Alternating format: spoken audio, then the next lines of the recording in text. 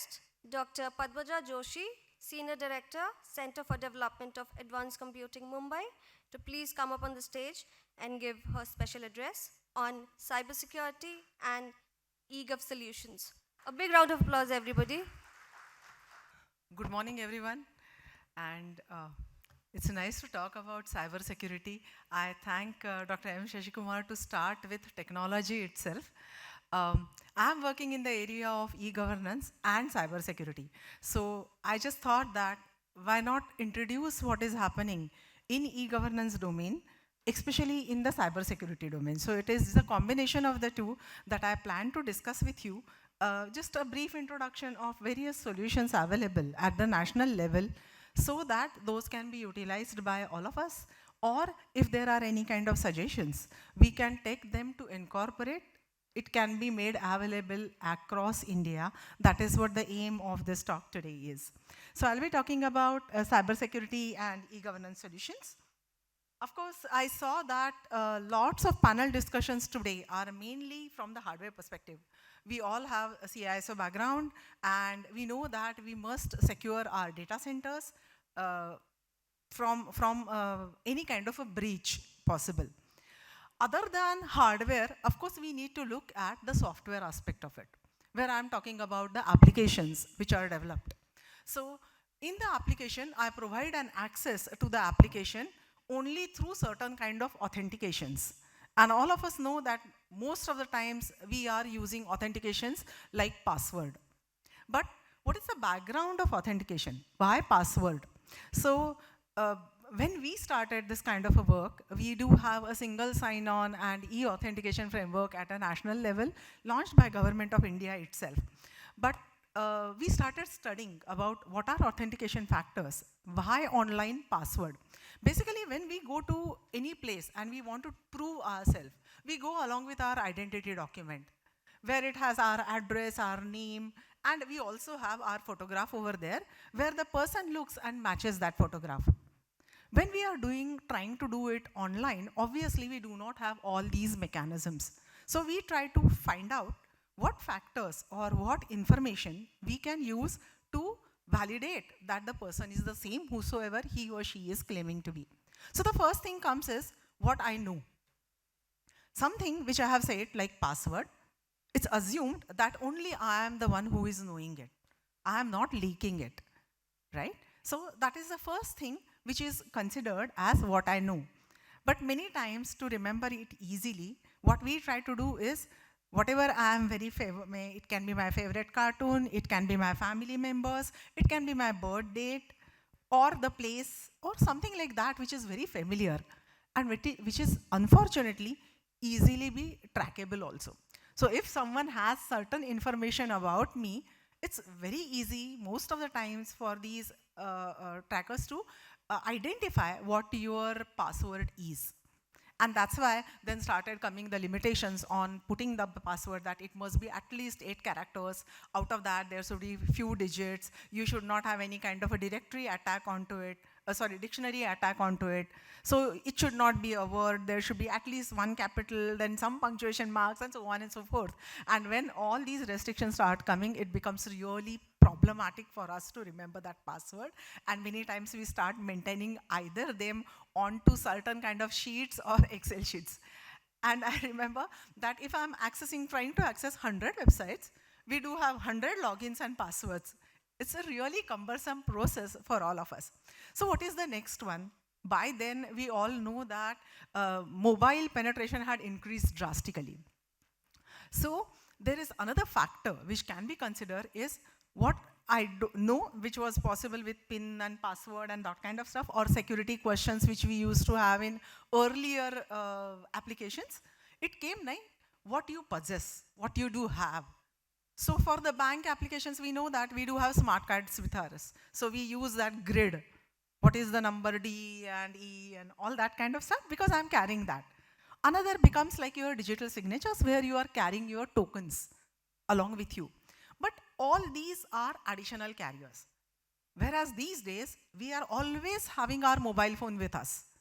Why not utilize that channel and say, so came an OTP. Okay, so OTP became something what you possess. Again, there is a threat. I might forget phone somewhere else. My friends might be having access to it, or maybe my phone is stolen. In all these cases, I'm losing that part of authenticating myself. Then comes what I am, what I actually am. So that is the third one, what is something what you are, and that can become your biometric information. So we know that whenever I'm going for certain kind of online examination, I have been asked that, okay, provide your fingerprint, or give your iris, or maybe a face kind of a recognition system, or face kind of authentication system, which is expected not to be stolen, not to be forgotten, and will always remain with you. But problem with this kind of approach is I must have a device with me to capture my fingerprint, to capture my photograph, or my iris. So additional device is a must. And then I must have the database of all these biometric information of yours so that I can match with. Again, the importance is I should not lose that database, or it should not get breached, which is the most important aspect of cybersecurity threat to authentication.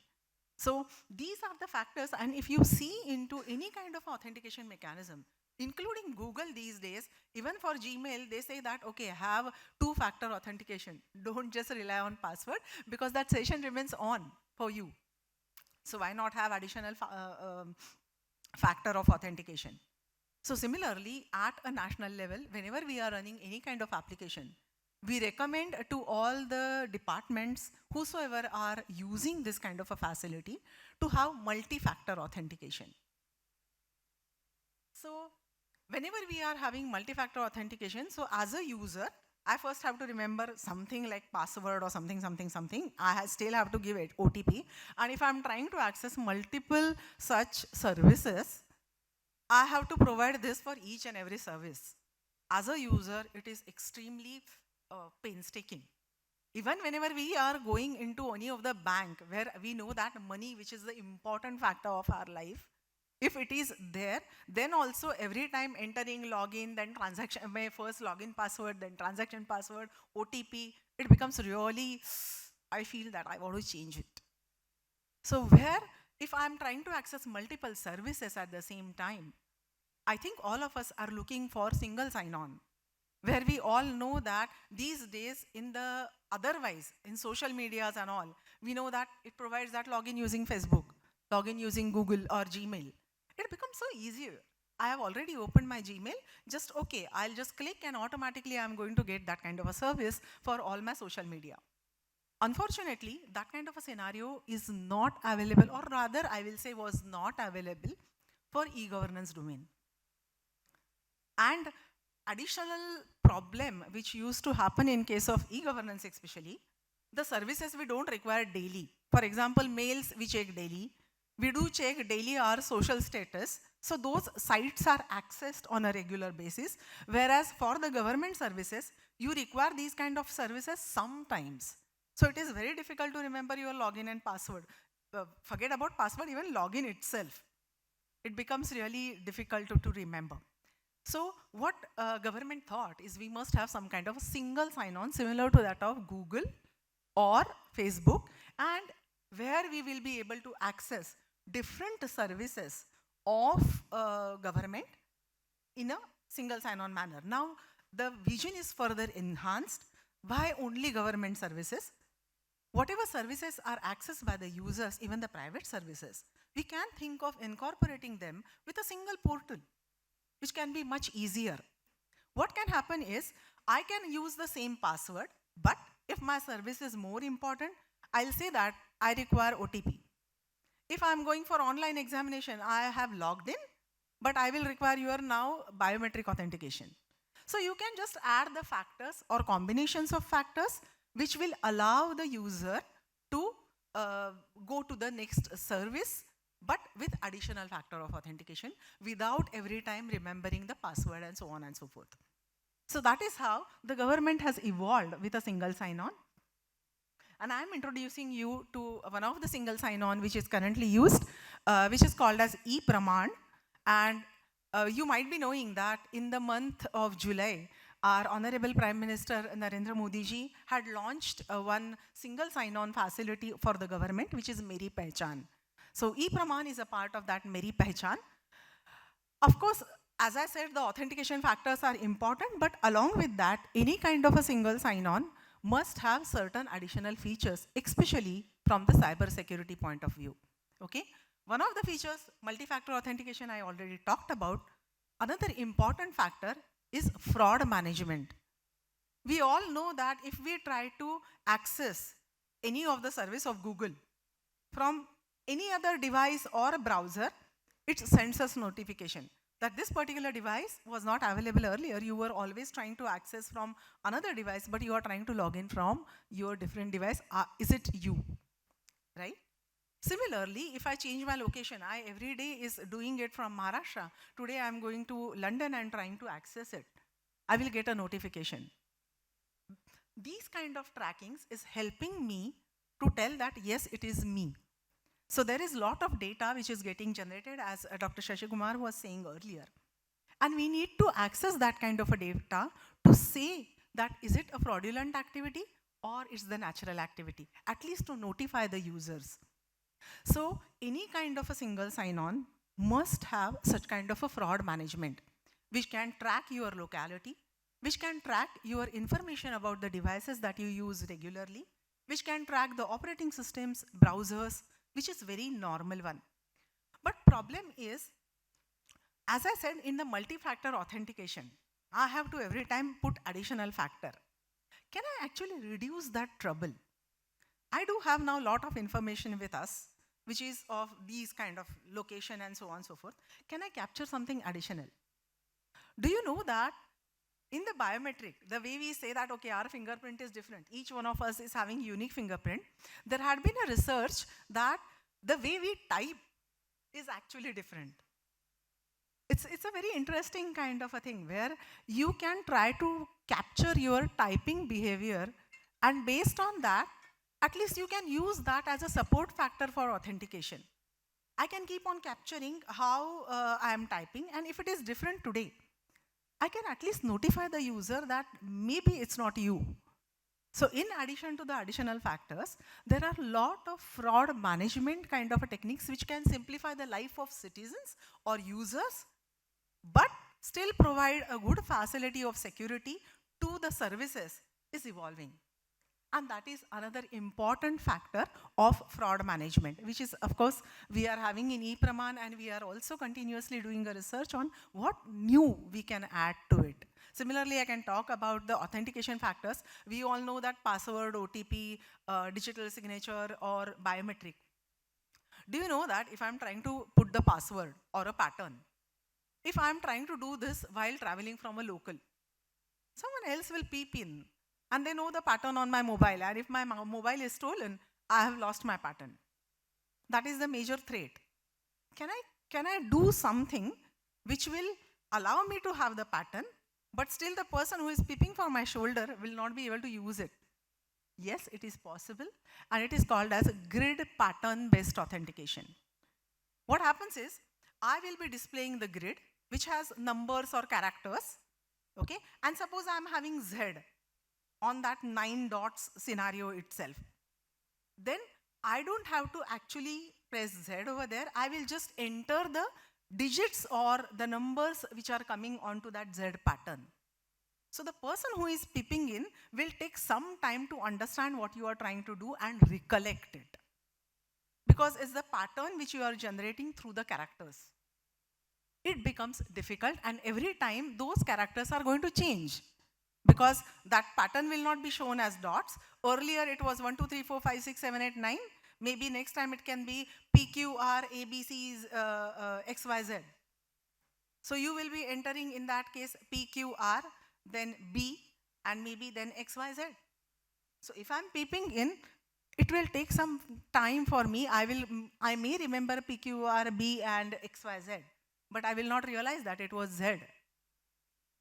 So that kind of approach, because this kind of a thing will be randomly generated, will be an interesting kind of an authentication factor. So if we look at only authentication or a single sign-on, lot of work and research is happening to overcome the cybersecurity threats. So that is what is also available on ePraman. Of course, there are different additional requirements, which is like authorization, who will be able to access what. Admin always has different accesses, and then for that person, you can also provide additional factor of authentication, where I can say that no, he must be having Aadhaar or PAN verification or something of that kind, where additional factors of authentication can be provided. Also, we can say that what one can see. So we do have access control mechanism as a part of authentication itself. Okay. Another thing is establishing a secured channel, so that data not only at a storage or access level, even the channel which we are using should be secured, so that in between there cannot be any kind of a man-in-the-middle attack happening. And then, of course, identity verifications, as I said, because we are providing government services. It's not that all the virtual identities we can accept. For example, I can create Padmaja Joshi, Padmaja.Joshi, Padmaja-Joshi, P Joshi, or maybe Padmaja J, and so on and so forth. But I have to get certain services from the government where I must be mapped to a single Padmaja Joshi, and for which we require some kind of a identity verification, which may happen through the existing identities like Aadhaar. It can be even PAN, it can be your driving license, it can be your passport. So these kind of additional requirement comes whenever we are trying to access services into e-governance. So especially in the social media, we do have multiple virtual identities. But in case of e-governance, you require those virtual identities to be mapped to a single physical person. Okay. Another aspect I would really proudly would like to share with you, and also would like all of you to contribute to this. Yes, access we are providing is secured, but today all of us know that we are having most of the things on our mobile with our mobile apps running. So we must be having, all of us, at least 15 to 20 apps loaded on our mobile device. Many of them we are just blindly trying to download. I always tell in this BFSI banking domain people that this is a risk also, because whenever I try to download, many times there are smaller changes in that particular look and feel of the application, and I can be fooled. I get a lot of fake applications. Actually, similar kind of a case had happened in the defense. They are having our Arman called as app. And it was hosted in the India's indigenous app store, which is called as M-Seva app store. And they had actually informed, but similar kind of app was also available on Google Play Store. And many people got fooled because their credentials were lost by downloading such kind of an app. So what we require is not just having an access to it to be secured, we require where we are having these kind of apps, is that app store secure? Whenever I download, I must have an assurance that whatever I am downloading is a safe, trusted mechanism to download. And I would proudly like to say the government of India had actually created this kind of an app store in 2011. And it was available only for government applications as such. And that time, of course, mobile apps were limited. But then recently, when there were multiple requests we received from different private agencies also, because there is a payment to be done for Google.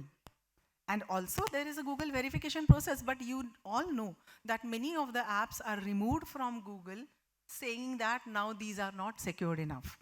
So kindly, if you have downloaded, remove from your mobile as such. But whenever you are removing from your mobile device, we all know that already our data is gone. So that is a big threat to us. So I'll request that kindly make use of this M-Seva app store, which is actually testing every app, at least in the 2 levels of security.